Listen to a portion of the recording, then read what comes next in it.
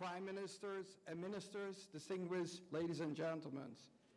It's really an honor to be here with you today, and I would really like, on behalf of the World Bank, thank President Macky Sall for this initiative to have this meeting, and I thank him in his capacity as the President of the African Union to have organized, if you wish, this launching event for IDA 20. This is very important that we get together and see how the international community, and particularly the World Bank, can assist Africa in its development aspiration. So for us, the point of departure are the ambitions of the African countries, the ambition to grow inclusively and sustainably, create jobs, as well as to make sure that the human capital is improved, be it in the education, in the health area, and also keeping in mind that we are confronted with a situation of multiple crises where over the last 2 years we have seen a reversal of fortunes in the world, but also in Africa, and we have seen that unfortunately reflected in increasing poverty rates around the world. So this is where also IDA comes in. We need to be part of supporting African countries to be part of the success, but here I would like to send also one of the first major messages. The World Bank is a long-term partner and will stay a long-term partner, and whether that is in good times, but what is even more important, when times are more challenging and difficult, and we will stay there. I think what is very helpful in this IDA 20 cycle, that there has been a difference, is namely that the African heads of state have taken a direct interest in the directions of the negotiations of IDA. And that started last year when we had decided that with the IDA 19 resources, we should truncate the normally 3-year period in 2 years, given the crisis and given the needs of the continent to need more resources. So therefore we needed to negotiate early the IDA 20.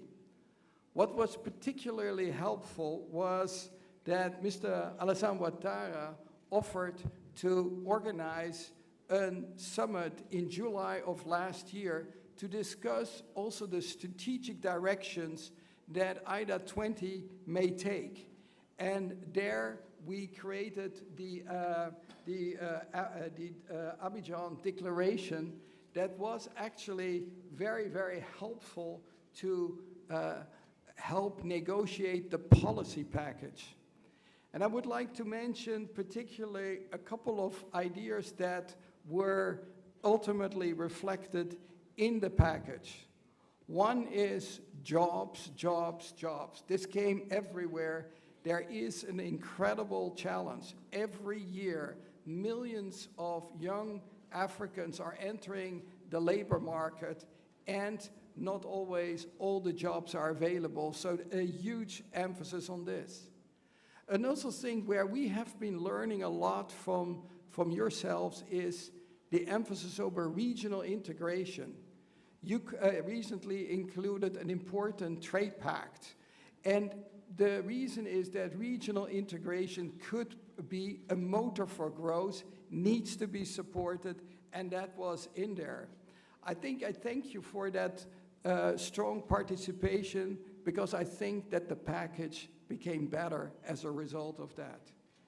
The negotiations ultimately resulted in a $93 billion package that over the next 3 years, and of which about 23.5 billion were through contributions by donors. Now, I know that a lot of donors are linked by video conference, so let me also thank them for their continued strong commitment their also engagement with their parliaments to ensure the package that we could negotiate. So a sincere thank you to all the donors who are linked up.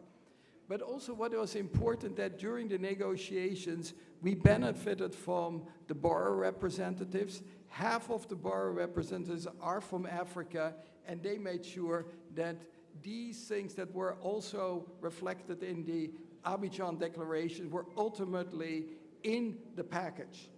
And I think here I would like to also mention something that is more challenging, and that is particularly the countries that are confronted by fragility. And one of the big problems is that once countries are engaged in conflict or where fragility is, many are withdrawing their support. The World Bank took a different decision. Instead, fragility requires more support, continued support, not walking away. And just to give you a sense, the last fiscal year for the Horn of Africa and the Sahel, we provided about $10 billion of support. And I think that is what needs to be seen, is that we need to stay engaged. In general, I think I would like to make another important point of the evolving nature of IDA. IDA was created in 1960 essentially to deal with particularly challenges in Asia, particularly India.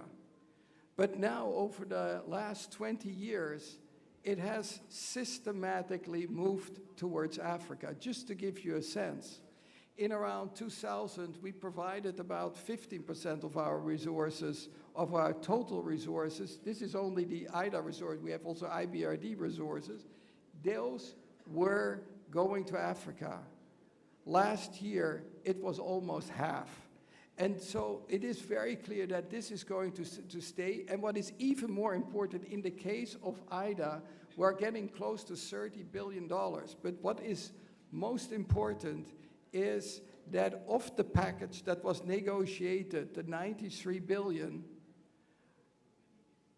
70% will go to Africa. Our expectation is that it will go, and so the big challenge, and therefore I'm happy that we have this meeting, is we are launching this implementation, so it will be a lot of hard work ahead of us. But what we would like to discuss also with you, how can we best strategically use these $65 billion to the maximum benefit of the continent? And I think strategic choices to do a little bit more of everything, or you say we need to more strategically invest in certain activities. And your guidance and your discussion would be very appreciated, because that is what we need. Now then the hard work comes. What we have also said, operationally, you cannot work out of Washington. It is important to have an office in Washington. Most important is to have a presence in all of the African continents, and we are happy that we have it. We have right now 1,800 people on the ground working from Dakar to Dar es Salaam, from Addis to Joburg. I think this is what we need. The big advantage of being in the countries that we not only learn about your culture, about your history, but also better understand your needs. And that is going to be the key to our success in helping African countries to have the next year, hopefully, more successful, because we are all faced with this multiple crisis, and the last one is the crisis from the fallout from the war in Ukraine, which affects you badly through the channel of higher fuel prices, higher commodity price, and as a consequence, unfortunately, also higher inflation. And inflation, we all know, is the worst enemy of the poor. So that is where we will need to have. So just a couple of ideas where I think we received a lot of advice and suggestions on how one could strengthen this. One is energy access. And I think this is one of the way where, how can we support Africa to accelerate energy access? Having worked on East Asia, I sometimes was impressed how countries like Vietnam were able to increase access by 75 percentage points in 20 years. And the question I often say is, how can we repeat that revolution also in Africa? And I think there are very good conditions potentially for it when we are thinking not only nationally, but also regionally and through the continent. A very promising development is, for example, the West African Power Pool that we are supporting. And our interest is, how can we actually, through our operations, support and increase that ambition, be it in the areas in the energy area, and that can be from the renewable to gas to power. And that you have the necessary base load to actually scale up further the energy. So this is a topic where we are in dialogue, but for us, the interest is, how can we be part of an accelerator in the individual countries? Another important topic is digital. It is now everywhere being talked about, digital revolution, and also the African Union during the presidency of President Kagame in 2019 agreed that the African continent should be completely digitally connected by 2030, meaning all Africans should have access. How can we support it? You see already progress here in the case of broadband, but how can we make that next leap? How can you best use the IDA resources for this? In this context, it seems to me also how one can mobilize here the private sector and use smartly those IDA resources that are needed by the public sector, but see how you can leverage private sector investment in these areas. Again, we would think that we can make a lot of progress. We have already quite a few projects in the pipeline. One plea we would like to make is particularly on the digital development, how one could actually harmonize the regulatory frameworks so that one doesn't face with a plethora of regulatory frameworks that may be not compatible with each other. So this may be also part of the regional integration area. Another area, and that is a more sobering one, that is food security. The crisis and the war in Ukraine have again highlighted the issue of food insecurity. Unfortunately, because of this war, there is an increase, there is a double increase. First, everybody feels the higher prices. Secondly, food insecurity is increasing and infecting millions around the world, including in Africa. And so what the World Bank in general has decided, and we announced that in April, we cannot wait. So we have said we will provide worldwide new resources to the tune of $12 billion, and 18 billion is available from existing operations, so up to $30 billion. In the first 3 months since April, we have committed almost $6 billion across the world, of which 3.9 billion was to Africa. Demand is high. My sense is maybe higher than the 12 billion that we have indicated. We will respond to this. And what I think is important in this context, we have to have a dual track approach. We have to respond to crisis as well as to the long-term needs, meaning that we have to work towards long-term reduction of food insecurity, and that means better resilience, better agricultural systems. And we have lately provided regional projects, one for West Africa for food system strengthening, and 2 weeks ago for East Africa and Southern Africa. Clearly, a lot more needs to be done. I think there is a good potential that we combine crisis management with also a long-term view, how we can improve the situation. And here, let me just reiterate, we have all the willingness and a resolve to help you in this regard, because this is core development. I reminded the board of the World Bank when we discussed the East African food system strengthening project 2 weeks ago, that I said, here we are sitting together almost 50 years after the 1974 conference that was meant to eradicate hunger, and we still have this. This is not a good signal of the international community. We have to do better, and the only way to do it is together see how we can confront this problem and once and for all help solve it. And you will be able to count on World Bank support on this. But when we are thinking of food security, it is not only on agriculture system. We need also to think of social protection systems. And I think the good news is we learned a lot over the years that we need to have much better social security systems. We learned a lot from the Latin American debt crisis to build that, and now in many African countries, we have social protection systems that allow you to react very fast to adverse developments.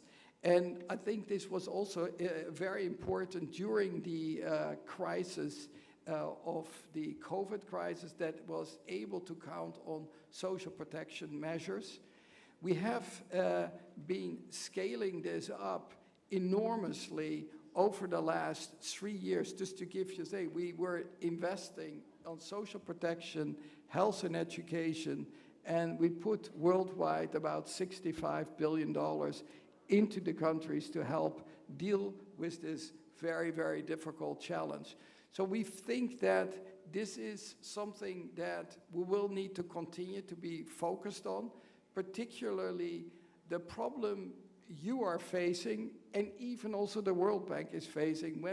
In times of crisis, you tend to get so focused on crisis measures that sometimes you don't anymore talk about the sustainable development goals and the poverty reduction. I think we need to continue to force ourselves to be effective crisis managers, but never lose sight of the longer term challenges. And here I think human capital is essential. I was very happy yesterday that I had the chance to visit here in Senegal a higher education, professional education institute that trains young Senegalese for the job markets. And what is wonderful to see is that with this kind of training, these kids are finding jobs. Over 90% when they get out of school are finding jobs. So what I really think is education will be key for also the job agenda, and how can we actually sustain this and support it. But that investment we will need to undertake, and I think we will need also to scale this up further. I want to finish, and that is important for your considerations when you are looking particularly at the $65 billion. The way this is negotiated is that about 2/3 of the amount is allocated to every country. We call that performance-based allocation, but it is about 2/3 of the money. Now, increasingly, there have been requests, be it from your side as well as from donor side, to have some windows that provide additional money, but that is now a substantial amount, is about $22 billion, a third of that as well.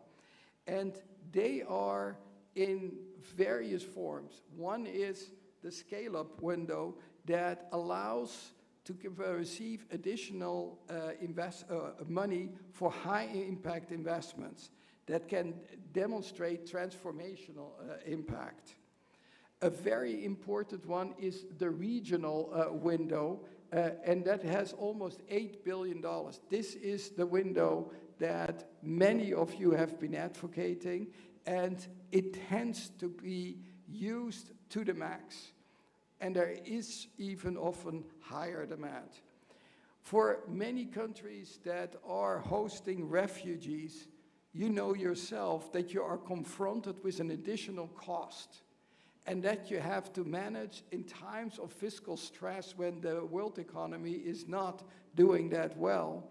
And so what we would like to offer is also a refugee window that allows country to, first of all, be grateful for the fact that you are hosting refugees, but also recognizing that you need some additional support to make it possible to attend to all the demands of these refugees.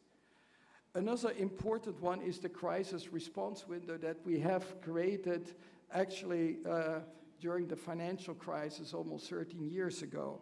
This window is extremely in high demand, and certainly now, for example, with the food crisis, that many of you are facing not only fiscal stress, balance of payment stress. So you see these extra costs are directly translated in a higher fiscal deficit, and for that you need additional support.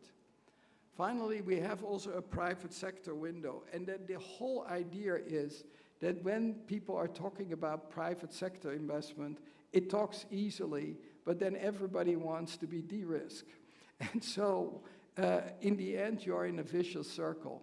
What we have said to our private sector arm, that is the IFC, and directed by a Senegalese, by Makta Diop, he and I go back a long time. We have worked very closely, but what is most important is it may help investments to de-risk. And that is very important. I think they are using these resources fully. I would only advise be aggressive on that, to use them. On the windows in general, what I say, all of you are sitting here, but in those there's competition. Because basically, I'm always say, use it or lose it. So one of the important things is that these resources are going to where the demand is, and if you have a lot of demand, then indeed you can use a lot of these resources. Let me just say this, that we are very excited about the support we have been receiving from you politically, through also your finance ministers, through your other sectoral ministers in developing the work, because it is one thing to talk about it, it is the other to really develop the projects. And we have been impressed that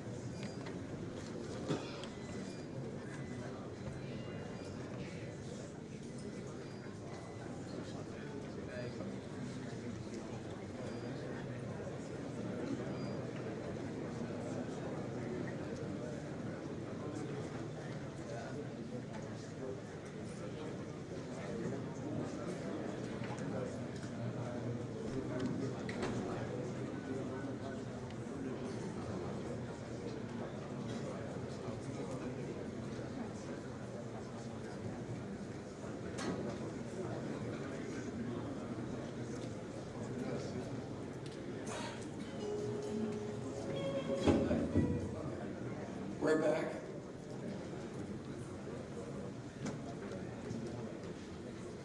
Let me just finish by this, that as I mentioned, this has required an incredible amount of cooperation, and I think I just want to recognize, and hopefully you can also convey that to your teams, that this requires a lot of close collaboration. And we have actually been felt privileged to have this commitment during times of COVID, where people have been working from home through their iPads to prepare the projects. So I think this is something to build on, and we are looking forward to work closely on this. I just want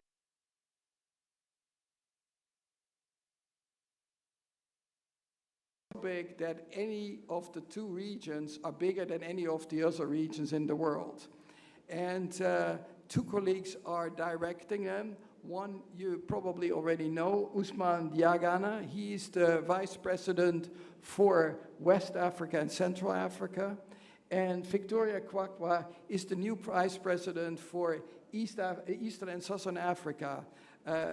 Ousmane has been doing this now for the last 2 years, and Victoria just finished her tenure as the Vice President for East Asia, that includes China, ASEAN, and the Pacific, and brings a lot of experience, particularly also on energy access in East Asia that was so successfully done. So we are looking very much forward to very close implementation. At the end of the day, I hope that in the next years we can sit together and see what result we have booked, because the only thing that at the end of the day will count, can we make together a difference? And here you can count on our full support. Thank you very much.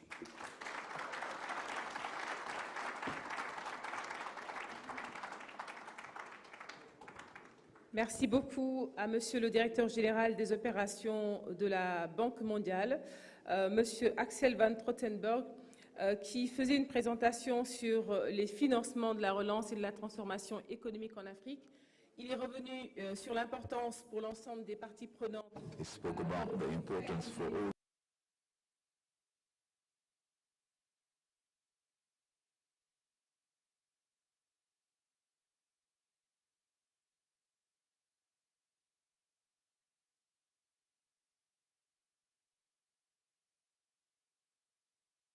but also universal access to energy. Once again, thank you. A round of applause, please, for the Director of Operations. Ladies and gentlemen, I would like now to ask you to please welcome His Excellency, the President of Senegal, Mr. Macky Sall, current Chair of the African Union, for his opening remarks. Mr. President.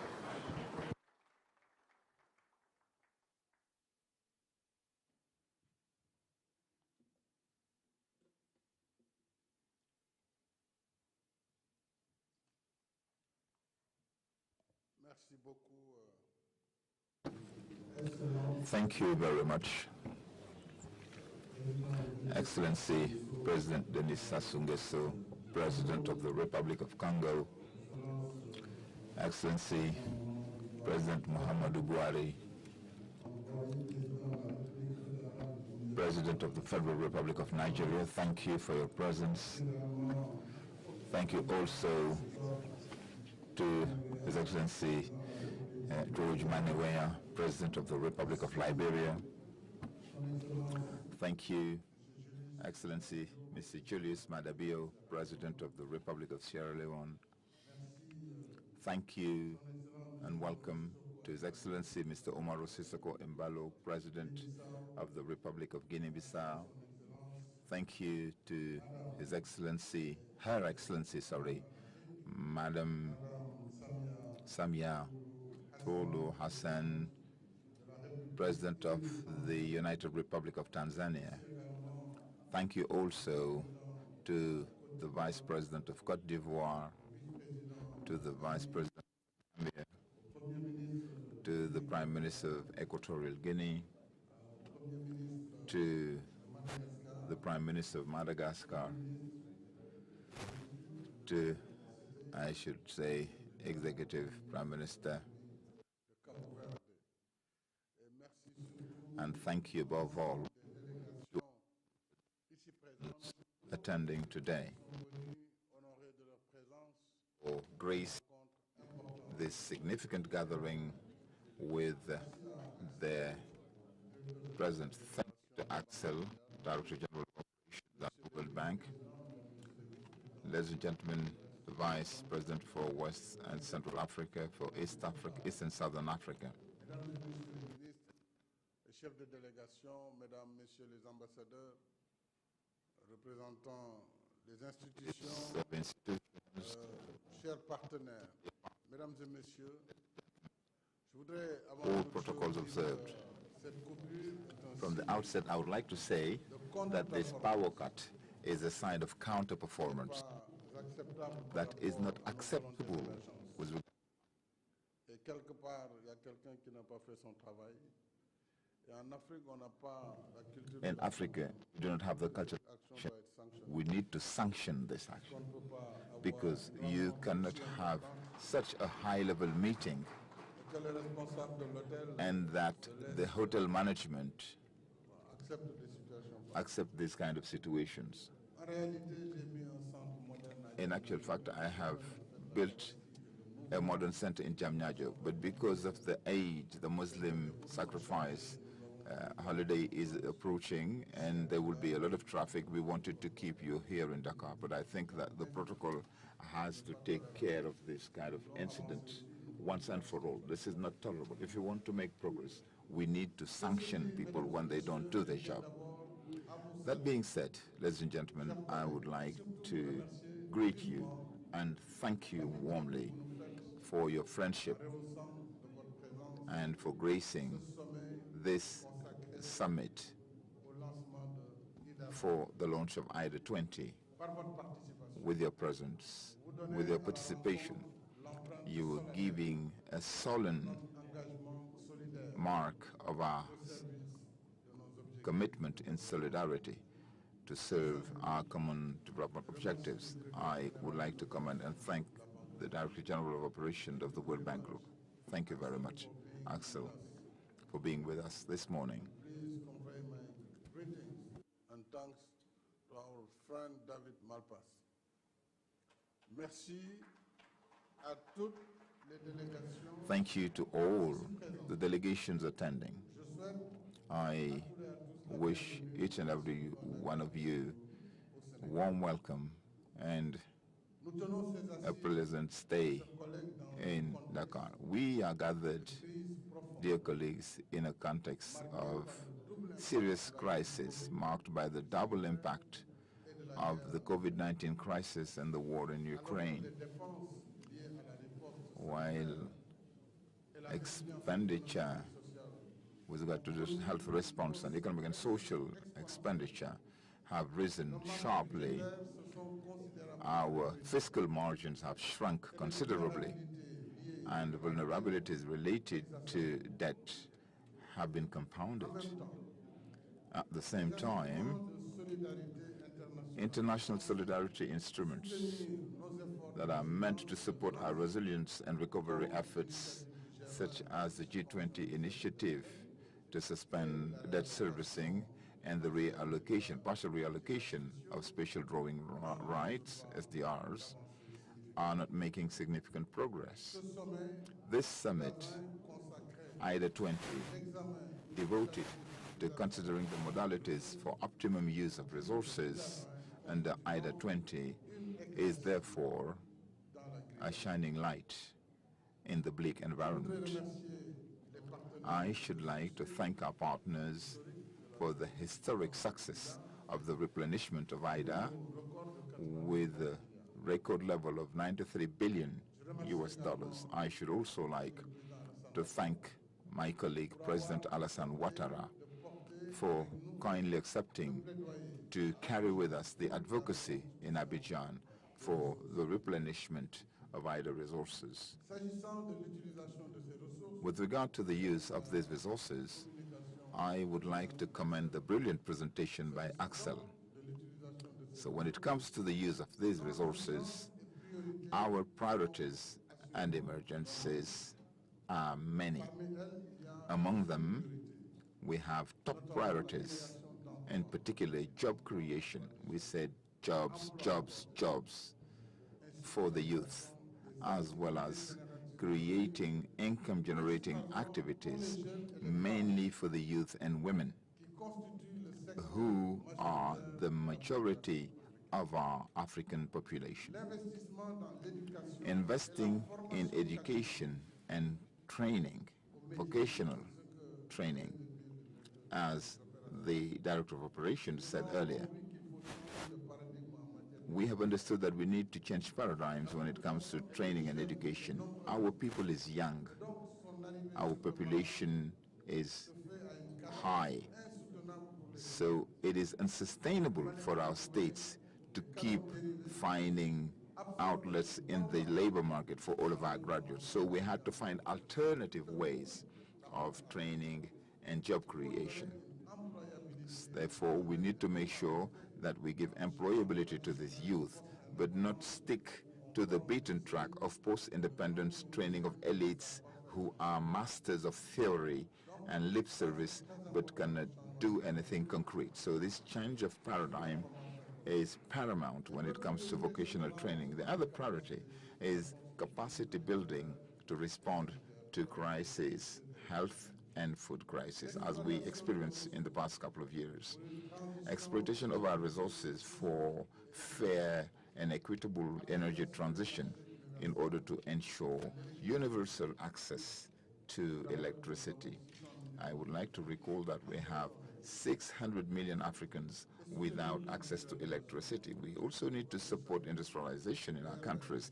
That's why I would like to commend the decision made yesterday by the European Parliament. Since January, we have been making efforts and calling for fair transition, energy transition, so that gas can be accepted as a clean energy, so that Africa can use gas in order to use gas to power and transition to cleaner energy. Africans are strongly committed to renewable energy, but renewable energy alone cannot support democracy in a country, development in a country rather. So we need a basic supply of fuel, and it's either fossil fuel, nuclear fuel, or gas.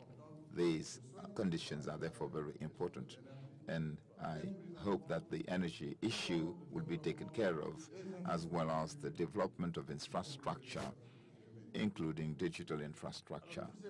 So all of these priorities are in line with the Abidjan Declaration of 2021, which we have already validated last year.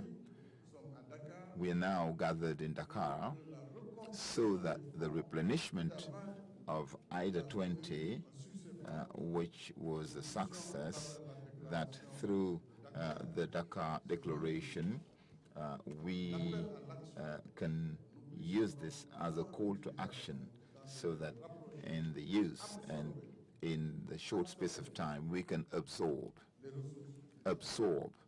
IDA 20 resources. I am saying this because this record mobilization finds considerable amounts that have not been absorbed from previous IDA. Some talk about 60 billion. I don't know whether it's the right figure. If that is true, then we already have in our coffers 60 billion that have not been absorbed. Why? Sometimes states lack capacity for absorption. Sometimes the very procedures for the use of IDA 20 are obsolete. We have, together with you, to design new mechanisms in order to leverage this money that we really need and that is dormant. It needs to be used. But if we stay on the beaten track, even with 93 billion, in 2 years' time we will say that we have 15%, 20% absorption rate. That is a problem. So we need, in this plan of action, find solutions with regard to new procedures of disbursement. We have common projects on which we don't need for each country to carry out studies, and even more studies. I mean, building a road is something that we have mastered of in the continent now, even if it is on quicksand. We know how to do it. You know, building schools, building some infrastructures should not take us that much time in red tape, and we need to pool experiences in the various African countries. What is doing best, what is done best in Nigeria can be replicated in Senegal. Why do we need to go back to square one all the time? And I think that with the teams from the World Bank, with the regional economic communities, or REX, ECOWAS in our region and others elsewhere, we can optimize, in particular when it comes to regional project. With Manjamana, we had a lot of discussions. You know, the Dakar-Bamako railway track, for instance, needs to be renewed. We have spent an enormous amount of time on sharing the concept, whether we should use the metric track as was built in 1927, which has very low axle load, or do we need to believe in the future and have a standard gauge railway and be in compliance for the next 100 years? It's much more expensive, of course, yes, but it is for the next centuries. And if we start, for instance, producing iron ore, that would also help us use that railway as a backbone for the transport of the ore. And so we really need to make sure that we get out of these bottlenecks. I know that the World Bank has had $600 million waiting in the coffers for several years now. What we said is that we want standard gauge railway, not the rehabilitation of the existing metric gauge. In Senegal, we have the TER Express, Regional Express train, which has a standard gauge. So we can harmonize and together work to raise the funds and overcome the bottlenecks. We want to say here that it is urgent that we have a thorough change, a thorough rethink in the way we use IDA 20 resources. We wish for IDA 20 to contribute to supporting structural transformation of our economies. And this would be done through the implementation of projects and programs supporting sustainable and inclusive recovery. This is why IDA needs to insist on infrastructure, because there also, I think that in Africa, we often have very few partners who are willing to finance hardware. I mean, hardware was altogether abandoned. Everything was focused on reforms. Africa needs roads. Africa needs sanitation. Africa needs power plants. Africa needs railway lines. If we do not build them, we won't get any far. We won't get very far. So how are we going to make the African Free Trade Zone a reality if we still have these bottlenecks? I mean, traveling from one African country to the other, that should not take you more than 3 hours. You spend 2 days, traveling. These are the priorities that we really need to tackle. I wish that at least regional railway lines and regional road networks be areas where we make real progress. This is what is going to open the way to integration among African countries and develop intra-African trade. Without waiting for too long, we have to work to achieve food self-sufficiency by investing more in production in agricultural value chains. We have a lot of loss, post-harvest loss, from small farms, smallholder farms, to large-scale production, including agribusiness. So we really need to work on the value chains from the farm to the table, as we say. This is what is going to help us better resist. At the G7 meeting, as I guess I was saying last time, that the truth of the matter is that we've been discussing wheat produced by Ukraine and Russia, but we produce much more in Africa. Let's take into consideration all cereals produced in Africa. It's 5 times more than what we are imported. But we are behaving as if Africa was importing everything that it eats. That's not true. We have here 4 million tons of cereals produced locally. Rice, maize, millet, and the list goes on. Nigeria produces cassava and other tubers. Each country produces a lot of yam. This is the staple food of Africa, but clearly we are still depending on the production of wheat. to producing wheat flour because we like bread. Unfortunately, we do not have enough wheat on the continent. But to fight against that dependence, I would suggest that we build on the capacity to produce fertilizers on the continent. That's what we need more than anything else. We should have our capacity to produce our fertilizers. Nigeria, for instance, is one of the few countries producing enough urea because they have developed that industry. Senegal as well has a chemical industry that produces fertilizers, MPK fertilizers, because we do have P, phosphate.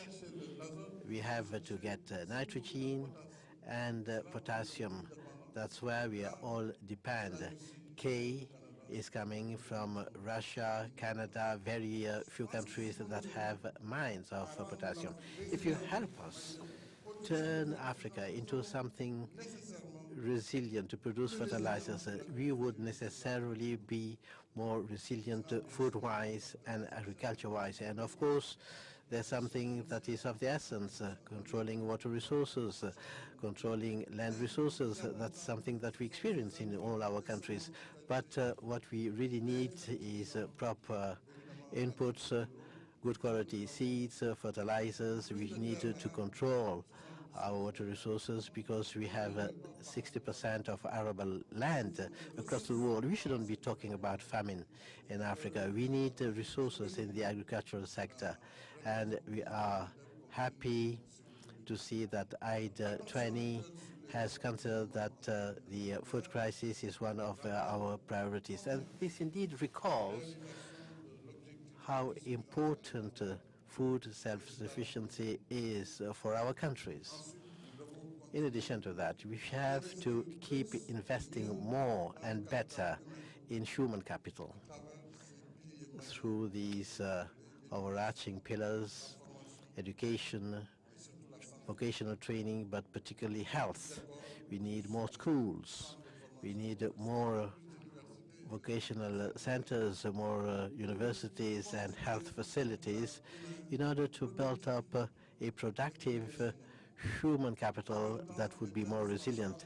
By the same token, it's needed to support the emergence of a national private sector that would be sustainable, particularly the culture of entrepreneurship through innovating funding resources. In Senegal, for instance, we have a board for rapid entrepreneurship for women and youth, which is a single window system to promote entrepreneurship, the empowerment of women, and the financing of youth projects with soft conditions, because these youth and women do not have the collaterals required by the banking industry.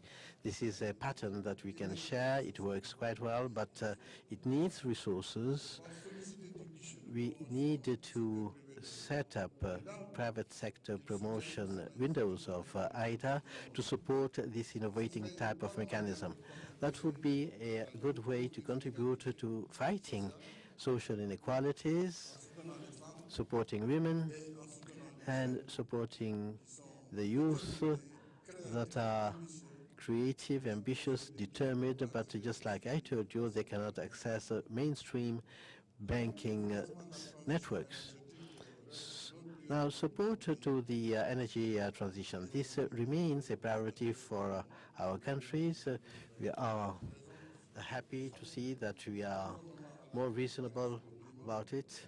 And in line with the Paris Agreement on climate, our countries are committed in implementing policies of energy mix that would match our development priorities. We wanted to keep investing in sources of energy with a low carbon emission that applies to gas. We need to participate to the global effort to control global warming in line with the feeling of differentiated and common responsibility that we have in respect of gas emission. I'm not going to take you back to everything that we said in respect of the International Energy Agency, which in its report has shown that even if Africa would leverage for 30 years all its gas, more than 5,000 billion cubic meters, the emissions that would come out of that consumption over a period of 30 years wouldn't be more than additional 0.5%. So in total, the CO2 emission rate would be 3.5. So Africa is not the continent that pollutes most. But we need to commend the positive developments seen in the partner institutions and countries when it comes to funding gas projects. We are happy to introduce our project, gas to power project, to change all our fuel power stations into gas power stations in order to bring down the level of emissions and cut down the cost of electricity in our countries. Dear colleagues, I've been long. I'm sorry about that. What I'm trying to say is that in coping with our emergencies and priorities, the maximum use of IDA funding is something real. We need budget arrangements that would be relevant in our countries for economic recovery and resilience policies. And for that, in the name of all heads of state, I would like to ask to all IDA partners not to consider that the use of conventional resources are debts. This will extensively and intensively improve the level of deficit. If in our deficit we do not compute IDA concessional resources over a period of 30, 50 years, we will definitely release a space that will be used to resource agriculture health. That issue also of ratio calculation of the budget deficit be revisited to have more space, because we do not have budget space. Even if you give us resources, we will be told that we cannot absorb it, because our deficit is to the tune of 4%, 5% in Africa. Well, in Africa, if we do not have a 5% deficit, how are we going to manage? Or shall we ask the state to do everything everywhere? So we have to initiate these reforms. I'm not even talking about security here. A country such as Nigeria has been coping with Nigeria for the past 10 years. How many billions have been used to control Boko Haram and terror? Mali, as we speak, Niger, Burkina Faso, they are devoting sometimes 25% of the budget for military expenditure to really rescue the sovereignty, the territorial sovereignty of states that are threatened in their own existence. So we have to call a spade a spade. We should not apply universal regulations, because nothing is universal in nature. Axel and the World Bank, I think, should try to help us calculate the use of these resources differently so that we enjoy more space. I think that if we have a plea on softer conditions for IDA 20 using improved disbursement procedures, then we'll be able to take the gamble together and win the challenge. Together we will win, together we will drastically shrink poverty, create resources in Africa, because this is something that may be happening in Africa. I would like here to stress that the reactive response of the World Bank and the International Monetary Fund in economic and social response against COVID-19 pandemic. We have seen that sometimes you can speed up the process when you want to, because it has been outstanding. Your responses have been swift, efficient. So in this two-tier kind of crisis, we would like you to continue with this pace, keep up with this pace. And as you said, if we have more teams on the continent that have the necessary authority for non-objection, then we will gain in time and efficiency. And I would like to play here so that the World Bank works more with us to increase the volume of disbursements, which is fairly low compared to commitment. So that would be a very strong move in this period of deep crisis, whether it's economic and financial. Country-wise, it will be our obligation to continue good governance policies in public affairs, improving budget and fiscal revenues, and we need also to promote private-public partnership that is likely to lighten the share of the state in some investments and therefore reduce the level of indebtedness. Let me reiterate here our appreciation for the constant and relentless support of our bring to d'offrir à nos populations de meilleures conditions de vie. Et c'est la finalité même de l'IDA, et c'est la raison d'être de ce sommet dont je déclare maintenant ouvert les travaux, et je vous remercie de votre aimable attention. That's the reason why we have this summit conference that I declare open. Thank you very much. Thank you very much, Mr. President of the Republic, His Excellency Mr. Macky Sall, President and Chair of the African Union, for this statement of the summit conference earmarking the launch of initiatives to resource the development of Africa, that is post-COVID economic recovery in an environment which is marked by insecurity, religious radicalism, and recently the crisis of Ukraine. Now, ladies and gentlemen, you are kindly requested to allow heads of government to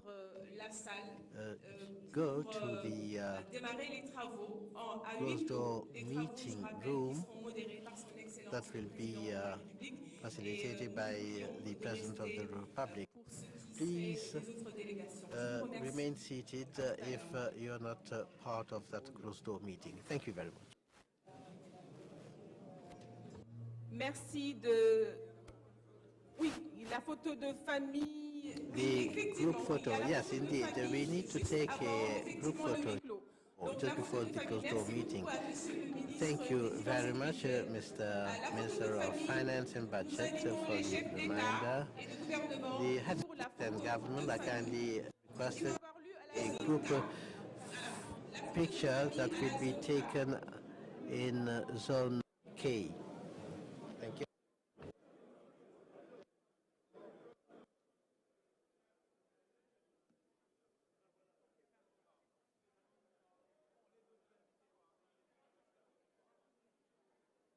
Les autres invités sont invités, voilà, à rejoindre la pause café juste dans le hall de la salle flamboyant. Donc en sortant juste pour la pause café.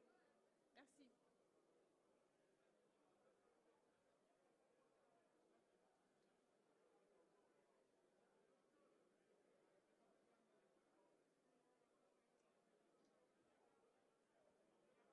Donc merci aux invités de rejoindre la pause café. Et puis nous vous remercions d'avoir assisté.